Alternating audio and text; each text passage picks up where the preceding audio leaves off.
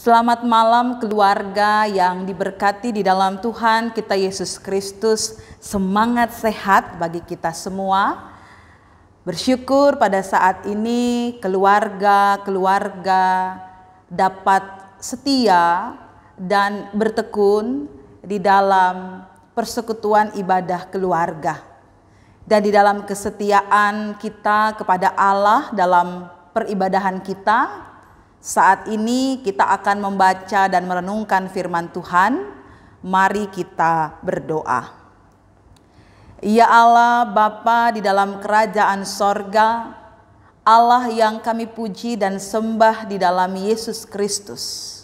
Saat ini keluarga-keluarga Kristen di dalam warga jemaat GPIB Bajem Suryakasih Tembilahan telah siap untuk diisi oleh sabda kebenaran firman Allah. Curahkanlah kuasa Roh Kudus-Mu untuk memimpin kami agar di dalam pemberitaan firman Tuhan kami beroleh pengertian, pemahaman, terlebih lagi tuntunan Tuhan dalam menjalani tanggung jawab beriman sebagai orang yang percaya. Berfirmanlah bagi kami ya Tuhan, karena kami telah siap untuk mendengar. Amin.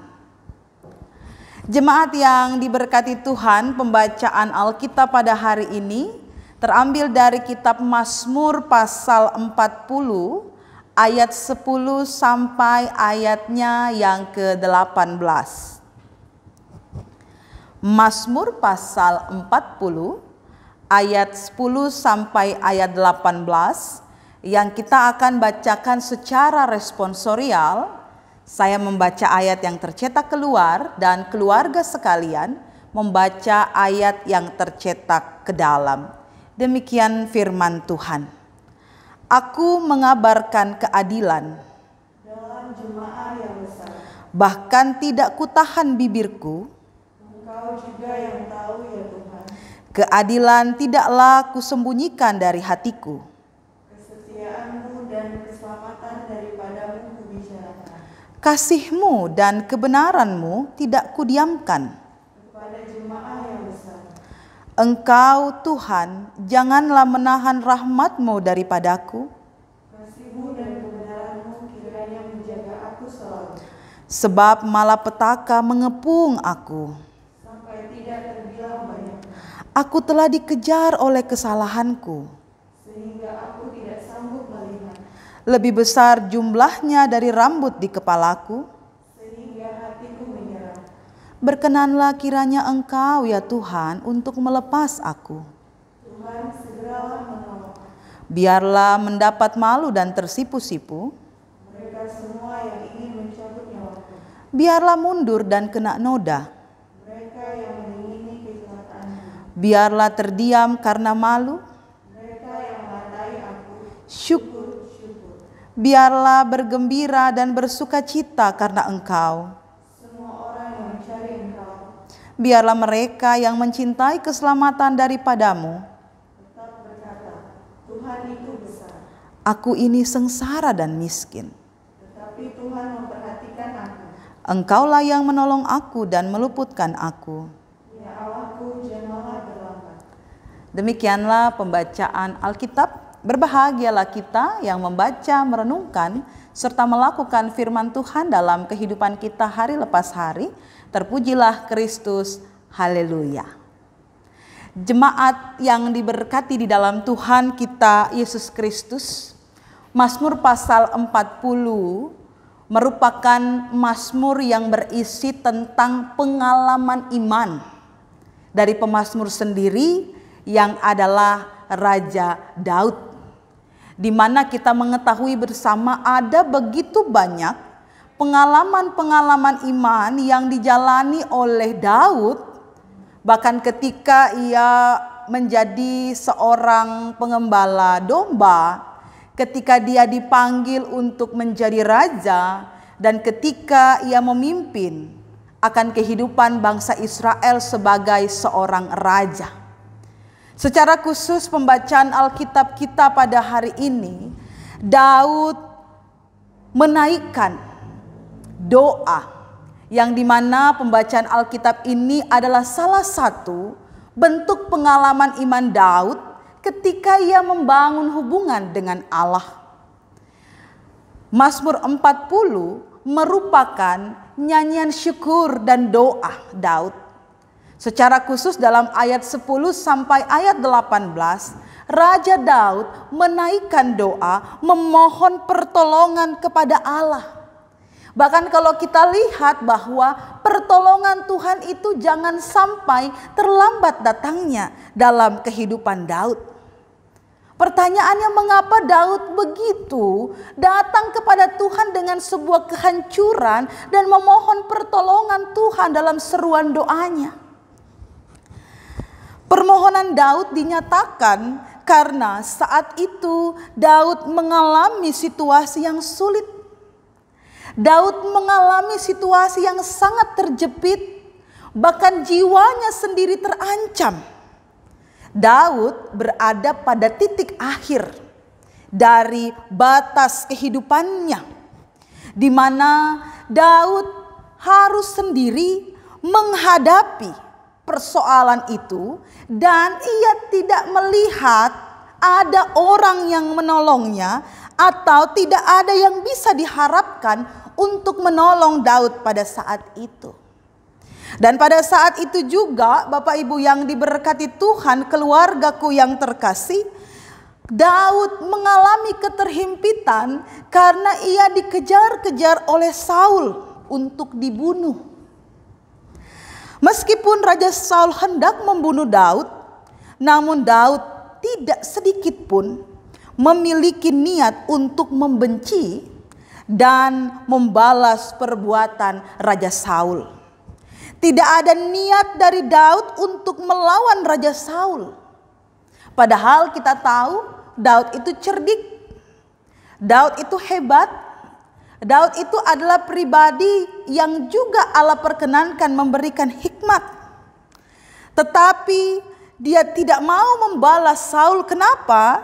Karena bagi Daud perbuatan melakukan pembalasan untuk membenci Saul itu adalah kesedihan dan kekejian di hadapan Tuhan. Bagi Daud, apabila seseorang punya niat jahat kepada hamba yang diurapi Tuhan, yaitu Saul, karena dia adalah Raja Israel yang diurapi Tuhan, Daud tidak mau membalasnya. Tapi Daud menghormati Raja Saul sebagai hamba yang diurapinya. Oleh karena itu dia datang kepada Tuhan. Bahkan dalam bacaan kita secara keutuhan dia dikatakan bahwa dia bertekuk lutut dan berdoa kepada Tuhan, membawa perkara itu kepada Tuhan, agar Daud terlepas dari ancaman Raja Saul atau ancaman musuhnya. Daud memohon agar Tuhanlah yang bertindak, Tuhanlah yang berperan untuk membuat malu para musuh. Dan Daud memohon Tuhan memberi berkat kepada orang-orang yang mencintai pekerjaan Tuhan. Daud meyakini Tuhan akan menjawab doa dan permohonannya, dan pengakuan bahwa Tuhan senantiasa memperhatikan dan tidak pernah terlambat memberikan pertolongan baginya. Di dalam doa, Daud berkomunikasi. Daud bukan melapor tentang apa yang terjadi dalam hidupnya, tapi di dalam doanya Daud memberikan ruang kepada Allah untuk campur tangan, menolong dan bertindak dalam diri Daud. Bapak Ibu yang diberkati di dalam Tuhan Yesus Kristus, dari pembacaan firman Tuhan pada saat ini kita belajar dua hal. Yang pertama, bahwa akuilah di dalam kehidupan ini kita membutuhkan Tuhan. I need God. Kita membutuhkan Tuhan dalam setiap perkara kehidupan kita. Kita harus mengakui bahwa tanpa Tuhan kita tidak bisa melakukan satu perkara untuk terselesaikan di dalam kehidupan kita. Saat ini kita hidup di dalam dunia yang serba cepat. Sehingga dengan kecepatan teknologi, kecepatan segala sesuatu yang ada dalam dunia ini, kecenderungan kita pun sebagai orang percaya selalu menanti pertolongan Tuhan dengan selalu ingin cepat. Kita hidup di dunia yang instan sehingga kita menanti jawaban Tuhan itu pun juga secara instan dan secepat mungkin di dalam kehidupan kita. Kita ingin segera Allah cepat bertindak dalam kehidupan kita. Ketika kita berada di dalam tubuh yang sakit, kita ingin Allah cepat menyembuhkan kita. Ketika kita berada dalam pergumulan rumah tangga, ketika kita berada dalam pergumulan ekonomi, ketika kita sebagai seorang siswa atau mahasiswa, kita begitu mengharapkan pertolongan Tuhan. Namun pertanyaannya, bagaimanakah cara kita meminta pertolongan Tuhan itu? Belajar dari Daud, dan mungkin kita sudah pernah mengalami pengalaman iman bersama-sama dengan Tuhan. Mari kita jadikan doa sebagai gaya hidup kita sebagai orang percaya. Bahkan sebelum kita membaca dan merenungkan firman Tuhan pun, kita memohon pertolongan Tuhan untuk membimbing kita. Artinya, dalam segala situasi dan kondisi, berdoalah. Karena doa itu sangat penting di dalam kehidupan kita. Karena di dalam doa kita akan merasakan bagaimana kelegaan ketika kita meminta pertolongan Tuhan. Dan kita mengimani di dalam doa kita, Allah sanggup mengatasi setiap perkara. Dan di dalam doa kita juga kita mengimani bahwa kadang-kadang Allah bertindak sangat cepat dalam diri kita. Tetapi juga kita harus mengerti bahwa jawaban Allah tidak selalu cepat, tetapi pasti dan tepat di dalam kehidupan kita. Jemaat yang diberkati Tuhan, hampir 6 bulan pandemi COVID-19 menjadi pergumulan kita sebagai warga jemaat, sebagai warga masyarakat, bangsa, dan seluruh belahan dunia. Kemarin saya melihat daftar orang yang positif COVID di daerah Tembilahan ini semakin bertambah banyak.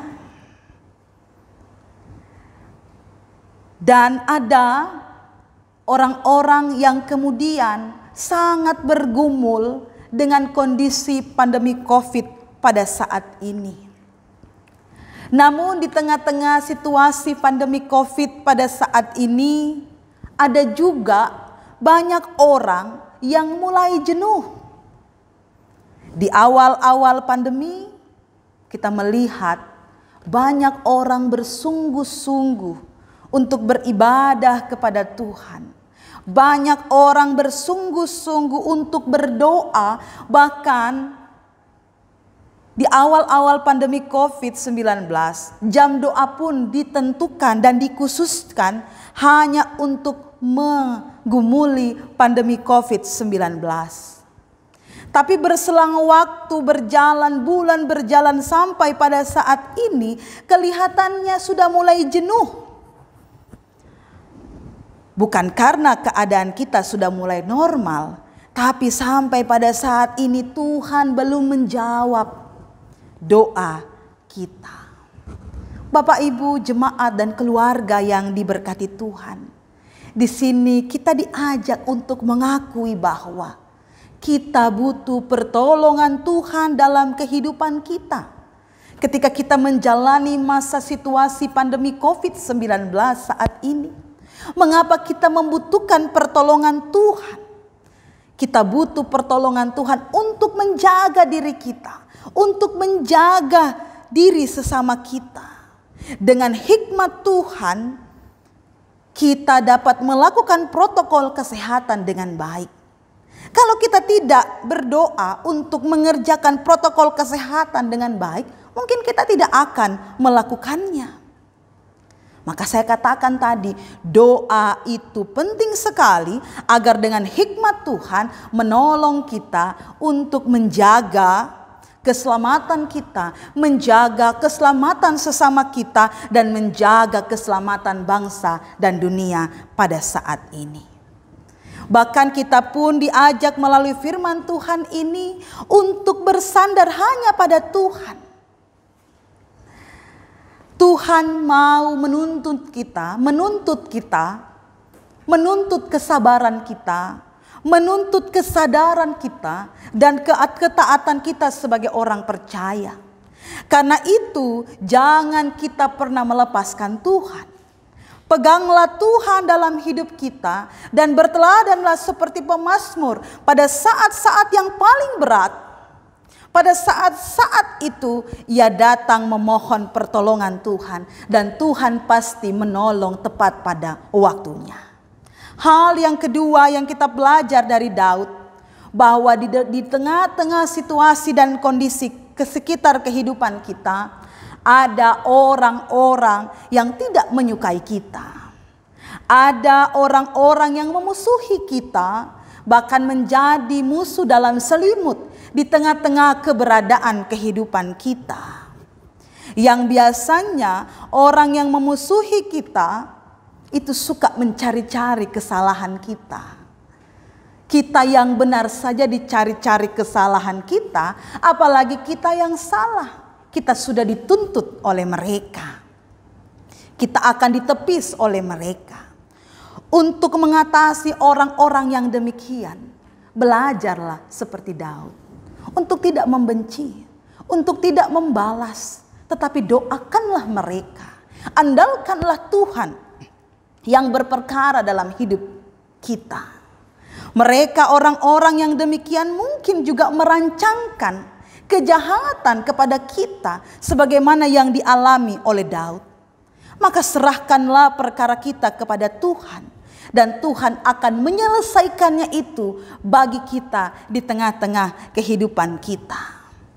Ada sebuah ungkapan yang berasal dari teolog GPIB mengatakan seperti ini. Bila mereka menutup pintu, Tuhan akan membuka jendela. Jika mereka menutup pintu dan jendela, Tuhan akan menjebol dinding. Artinya, Bapak Ibu keluarga yang diberkati Tuhan, pertolongan Tuhan itu sangat besar kuasanya di tengah-tengah kehidupan saudara dan saya. Allah yang berkuasa itu akan mengatasi orang-orang atau musuh-musuh kita, bahkan membuat malu kehidupan mereka. Sehingga mari jangan pernah berpikir untuk menyaingi mereka, untuk menceritai mereka, atau berbuat jahat kepada mereka. Tetapi libatkanlah Tuhan dalam setiap perkara itu. Agar di dalam keterlibatan Tuhan di tengah-tengah kehidupan kita, ada kasih, keselamatan yang memberikan kekuatan dan damai sejahtera itu di dalam kehidupan kita. Tetaplah berdoa, tetaplah mengandalkan Tuhan, karena Ia adalah sumber pertolongan kita. Amin.